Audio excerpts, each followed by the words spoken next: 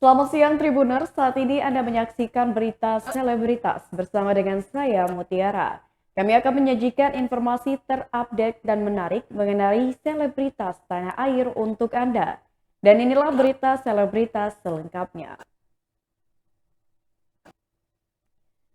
Orang tua Ayu Ting Ting gelar tasyakuran pasca pernikahan anaknya. Orang tua Ayu Ting Ting yakni Abdul Rozak dan Umi Kalsum menyelenggarakan acara tasyakuran dan santunan. Acara ini diselenggarakan di kediaman Ayu Ting Ting di Depok, Jawa Barat pada Sabtu 12 Maret 2022. Dalam acara tersebut, keluarga, saudara-saudara, serta tetangga sekitar juga turut hadir. Umi Kalsum dan Abdul Rozak kompak menyebutkan bahwa acara tersebut sebenarnya merupakan acara rutin menyambut bulan Ramadan. Namun karena beberapa waktu lalu adik Ayu Ting Ting baru saja menikah, keduanya sekaligus menggelar syukuran. Sebagai informasi, adik Ayu Ting Ting Ashifa Nuraini baru saja menikah dengan Nanda Fahrizal pada Minggu 20 Februari 2022 lalu. Tak hanya pengajian dan syukuran, orang tua Ayu Ting Ting juga mengadakan acara makan bersama. Di halaman depan rumahnya terdapat beberapa gerobak makanan seperti toge goreng, soto mie, bakso hingga es doger. Abdul Rozak dan Umi Kalsum juga menyiapkan sekitar 200 tas berisi sembako sebagai santunan. Menurut Umi Kalsum, keluarganya memang rutin mengadakan acara santunan setiap tahunnya menjelang bulan Ramadan. Niat baik keluarga Ayu Ting Ting ini pun disambut baik oleh tetangga-tetangga dan keluarga yang turut hadir di sana. Saat ditanya persiapan menjelang bulan suci Ramadan, Abdul Rozak mengaku hanya menyiapkan kondisi fisik saja. Pria berusia 52 tahun ini pun berharap ia dan keluarganya bisa menjalankan ibadah puasa dengan lancar tahun ini. Sayangnya ketika ditemui wartawan, Ayu Ting Ting tidak hadir untuk diwawancarai. Abdul Rozak dan Umi Kalsum menyebutkan bahwa anak sulungnya itu kini sedang beristirahat pasca mencabut gigi bungsu dan suntik vaksin booster. Berikut wawancara dengan orang tua Ayu Ting Ting. Puasa, syukuran selama kemarin habis acara kan ayah belum selamatan. ini sekalian selamatan, sekalian santunan sama keluarga dan Emang tetangga setiap tahun kan ibu pasti ngadain ini, jadi kan sebelum sekalian bulan puasa jadi sekalian aja selamatan. ruahan kalau bilang ayah. Tapi gimana ya persiapan bakal puasa? Insya Allah persiapannya sehat, semuanya sehat, anak-anak juga sehat. Pastinya ya kita bisa menjalankan ibadahnya, kewajiban kita biar tenang, biar khusyuk. Acaranya tadi apa aja sih ya? Acaranya apa aja? Yasinan aja. Caranya yasinan, terus doa, Udah, kalau banyak acara. makan-makan. Singkat aja. Sempat tadi juga ada santunan juga gitu ya. Iya, sembako lah biasa buat Tetangga-tetangga, saudara pada sini. 200 sih. 200 di luar tim. Ya, 200 di luar tim Ayu kan. Ya, ini mau menyambut bulan puasa tahun ini mungkin seperti apa sih? Ya, Senang ya datangnya pasti bulan suci bersyukur. Ramadan juga. Kita pasti Memastikan senang. kesehatan, anak-anak pada sehat, cucu, rezeki juga ada, kita bisa berbagi lagi. Pokoknya Sekarang setiap tahun tambah alhamdulillah. keluarga, jadi Iya, tambah tambah orangnya kan. Bersyukur aja. Pengantin baru lagi sibuk apa nih? Lagi bulan madu, lagi pergi. Jalan-jalan, terus kemarin udah habis pamitan, ayah ibu ya biar sehat. Ibu mau nitip apa bu? Cucu. Mudah-mudahan langsung dapet. Amin. Cewek apa cowok nih? Ya Cewek dikasih cowok aja. dikasihnya.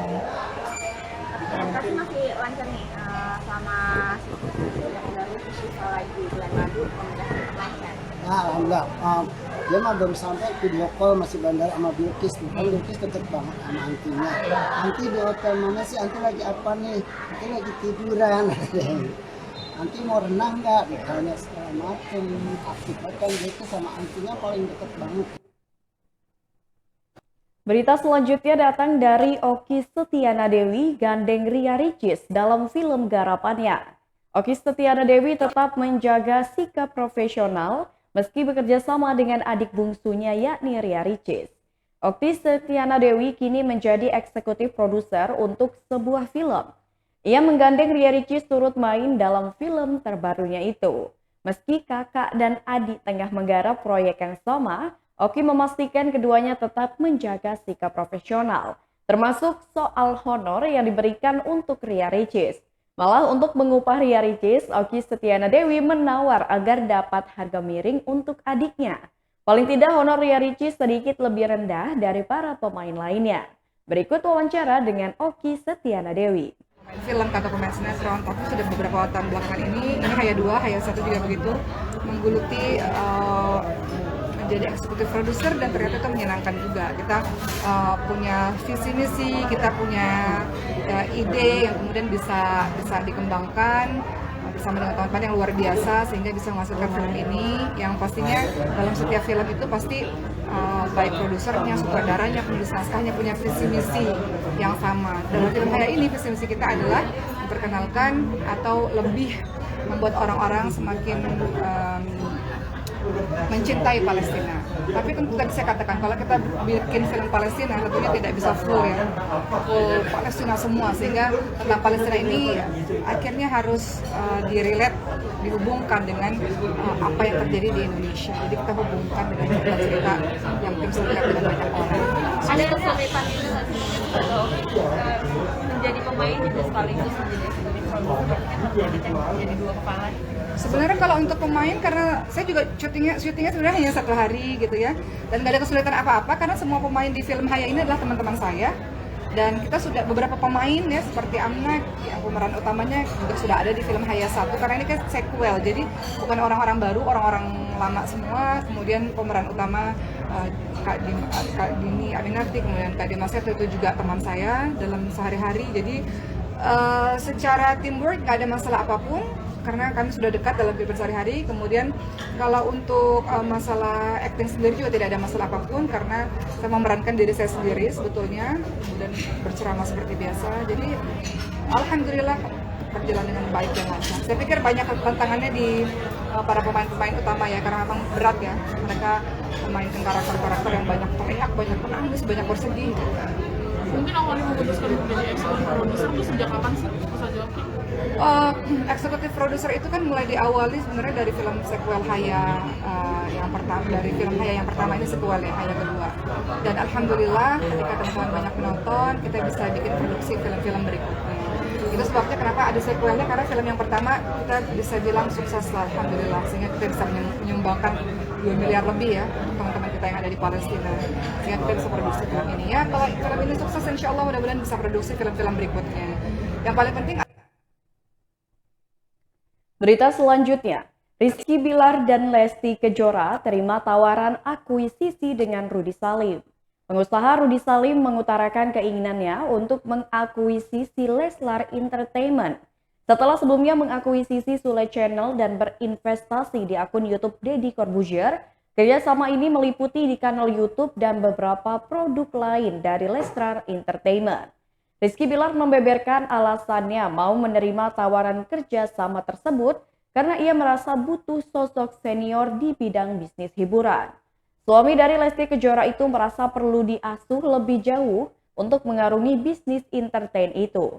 Rizky Bilar berterima kasih dengan keputusan Rudy Salim membawa Prestige Corp bergabung ke Leslar Entertainment. Di mata Rudy, Leslar Entertainment bagaikan bayi yang berkembang sangat cepat di industri digital. Hanya 6 bulan setelah berdiri, perkembangannya sangat cepat. Sayangnya, Rudy Salim maupun Rizky Bilar enggan membeberkan besaran saham yang disepakati untuk melepas sebagian kepemilikan Leslar Entertainment. CEO Prestige Corp itu sedikit memberi sinyal bahwa kesepakatan harga dengan Rizky Bilar tidak terlalu besar. Berikut wawancara dengan Bilar dan Lesti. Kita sama Lesti sepakat bahwa kita butuh pengasuh bayi yang lebih hebat nih, yang memang handal di bidangnya. Dimana kita kan saat itu baru banget gitu kan untuk mengurus bayi ini. Lalu bapak yang bersambut ya, ibaratnya seorang Mas Rudy Salim datang ngobrol dengan saya, diskusi dengan saya, dan menyampaikan keinginan beliau bahwa beliau ingin berinvestasi di Leslar Entertainment. ingin mengasuh bayi kita nih, ingin bersama-sama kita jadikan seorang anak yang nanti di tahun-tahun yang akan datang bisa berkembang dengan baik, bisa melakukan banyak hal gitu.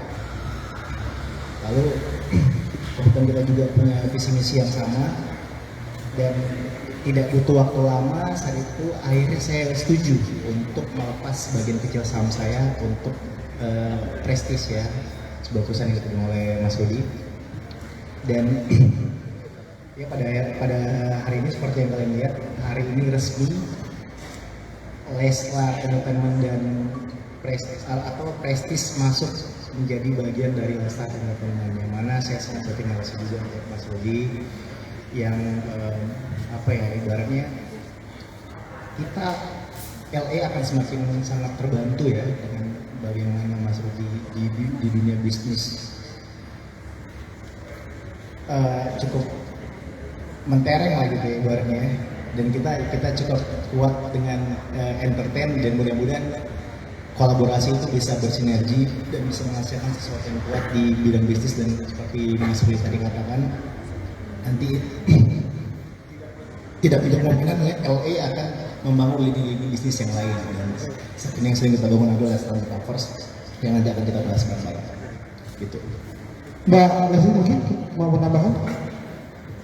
Kurang lebih apa yang sudah disampaikan oleh Kakak Bila, saya rasa itu udah sama, karena memang kita membuat Leslar ini sebenarnya pemikirannya tuh benar-benar pure dari Kakak awalnya.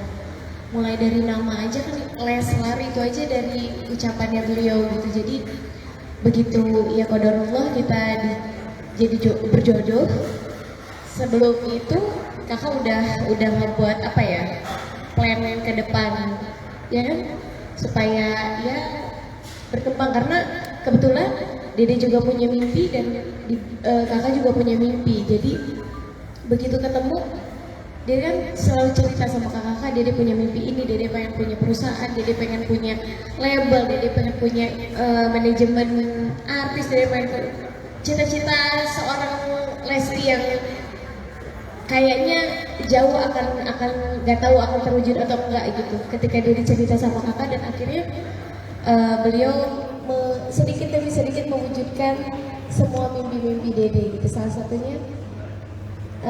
satunya Leslar Entertainment ini, dan mudah-mudahan lewat Leslar Entertainment ini ya kita bisa terus mewujudkan mimpi-mimpi, gak hanya mimpi Dede aja gitu, mimpi-mimpi. Contohnya karena Dede kan di industri musik dangdut, Dede pengen anak-anak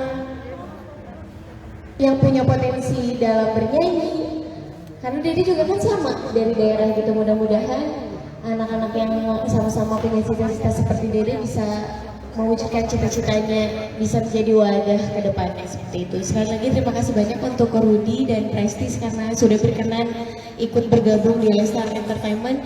Insya Allah ini akan amat sangat membantu kita untuk mengembangkan apa yang kita harapkan di Leslar Entertainment ini, baik bisnisnya dan di dunia entertainment. Terima kasih. Ada? Saya beri kesempatan kepada teman-teman yang mau nanya. Ada yang mau nanya? Ya, Thomas dari Sindo. Bang, kamera lu bang. Berita selanjutnya datang dari Dhini Aminarti dan Dimas Seto jadi pemeran utama dalam film Haya 2. Sukses di film-film pertamanya pada tahun 2019. Ol Eunola dan Justice Arimba selaku penulis skenario dan sutradara, serta produsen Helvitiana Rosa dan Asma Nadia, didampingi dengan para produser eksekutif yang terdiri dari Erik Yusuf, Oki Setiana. Akhirnya film Haya 2 akan rilis pada Maret 2022 ini. Bersama Warna Pictures, Haya 2 Hope, Dream, and Reality tetap mengangkat drama keluarga tentang isu kemanusiaan dan kesehatan mental yang berkaitan dengan situasi konflik yang terjadi di Palestina. Sehingga film dapat menghibur penonton film tanah air sekaligus menjadi medium refleksi terhadap kondisi dan situasi hari ini. Film Haya 2 Hope, Dream, and Reality ini dibintangi oleh Dhini Aminarti, Dimas Seto, Doni Alamsyah, Ria Ricis, Fauzi Baadillah, Amna Syahab, Adin Abdul Hakim, Asri Welas, dan lainnya. Ini jadi pengalaman pertama bagi Dhini Aminarti dan juga Dimas Seto mendapatkan peran sebagai pasangan suami istri seperti kehidupan nyata. Dan ini jadi tantangan baru baginya karena harus mendalami perannya sebagai Lia dan Faisal. Dengan begitu jangan lupa untuk menyaksikan film Haya 2 yang rencananya akan tayang serentak di bioskop Indonesia pada Maret 2022 ini. Berikut konferensi pers film Haya 2. Di studio habis, ya langsung saja Mbak Dhini Aminarti dipersilakan. Oh gitu. Assalamualaikum warahmatullahi wabarakatuh. Waalaikumsalam. Terima kasih buat teman-teman semua yang sudah hadir dan sudah nonton tadi. Mudah-mudahan film ini bisa diambil hikmahnya. Yang baiknya diambil, yang jeleknya nggak usah diambil. Di sini yang jeleknya sebenarnya cuma satu sih, karena Adin nggak dapet jodoh-jodoh. Itu aja jeleknya. Mas Justice, tolong ya. Mudah-mudahan dengan adanya film ini kita bisa membangkitkan perfilman Indonesia lagi. Amin. Karena kita tahu dalam kondisi pandemi sekarang perfilman lumayan menyedihkan. Mudah-mudahan bisa kita kembali lagi seperti dulu, insya Allah. Doakan semoga film ini bisa membawa keberkahan untuk kita semua. Iya, baik. Terima kasih Mbak Dhini. Selanjutnya pendatang baru dulu nih, kita sapa. Ada Yusuf Oskan di sini. Oh, di sini maksudnya di film ini. Di film ini. Iya. Silakan. Assalamualaikum warahmatullahi wabarakatuh. Waalaikumsalam warahmatullahi wabarakatuh. Semoga yang nonton film ini dapat pahala. Amin. Doain ya. Oke. Yang nonton dapat pahala. Amin. Buat kita semua. Amin. Sukses. Amin. Bantu yang di sana, yang di sini juga. Iya. Amin. Itu udah mengisikan dari mana ya? Jangan main iklan dulu ya. Oke, sudah? Baik. Khadijah selanjutnya di sana. Khadijah, boleh ngajak dulu?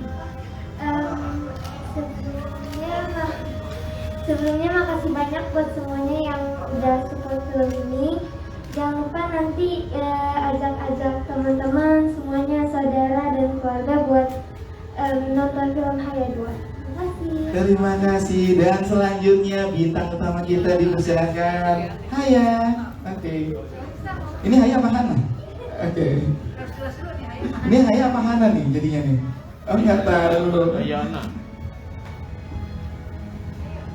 Assalamualaikum semuanya. Waalaikumsalam. Jangan lupa semuanya yang udah nonton, ajak teman-temannya semuanya supaya nonton juga, supaya rame film Haya 2 lebih rame daripada Haya 1. Amin ya Allah. Berita selanjutnya datang dari Ade Ratna, tutup pintu damai untuk Ayu Aulia.